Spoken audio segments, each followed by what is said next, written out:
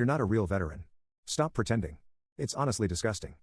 Karen's voice rang out like a slap across the face in the middle of the HOA meeting, every head in the room snapping toward her as if pulled by gravity. The community center's fluorescent lights buzzed above us, but it was nothing compared to the silence that fell after her accusation.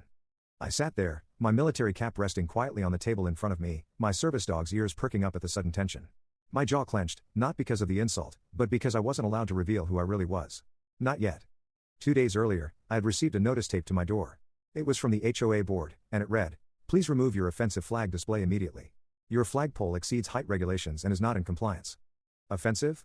It was the American flag, positioned right next to a small metal plaque with my unit's insignia. I shrugged it off at first. I'd seen worse nonsense from HOAs over the years. But then came the second notice, this time with a fine attached, and a handwritten note that read, "We're not impressed with cosplay." It didn't take long to figure out who was behind it, Karen. The self-declared queen of the neighborhood and current president of the HOA. The kind of woman who uses phrases like "I pay your salary" at restaurants and thinks being loud is the same as being right. Karen didn't like my truck because it had veteran tags. She didn't like my military uniform when I walked my dog. She didn't like the way I stood for the flag.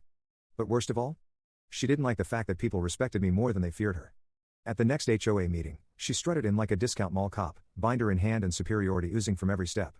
I was seated at the far end, sipping water and minding my business. That's when she launched into a tirade about decorum and unauthorized military impersonators creating visual discomfort in the neighborhood. She didn't say my name, she didn't have to. Then came her real moment. She slammed her folder on the table, pointed directly at me, and said the line that set the internet on fire. "You're not a real veteran. Stop pretending. It's honestly disgusting." Some people gasped. One guy choked on his coffee. Another lady whispered, "Oh no, she didn't." I slowly turned my head toward her and gave the smallest smile I could manage, not because I was amused, but because I had already decided I was going to let her dig her own grave. And I was going to hand her the shovel. There were murmurs. A few board members exchanged glances, not sure whether to support their queen bee or keep their heads down. I picked up my cap, brushed off a bit of lint, and said calmly, "Thank you for your input." And that was it. I didn't rise. I didn't argue. I didn't even remind her that she was publicly accusing a man with military ID tags and a registered service animal. I just let it simmer. After the meeting, she stormed over to me in the parking lot. "You know you're going to get fined and probably sued. Stolen valor is a federal crime, sweetie." I gave her a polite nod and said, "You're absolutely right. You should report it to the proper authorities." She smiled like she'd won. That's when I knew she was going to regret every word she just said. The next morning, I walked my dog past her house. Her blinds twitched. Her lawn had 2 garden gnomes and a sign that read, "Live. Laugh. Litigate. Fitting."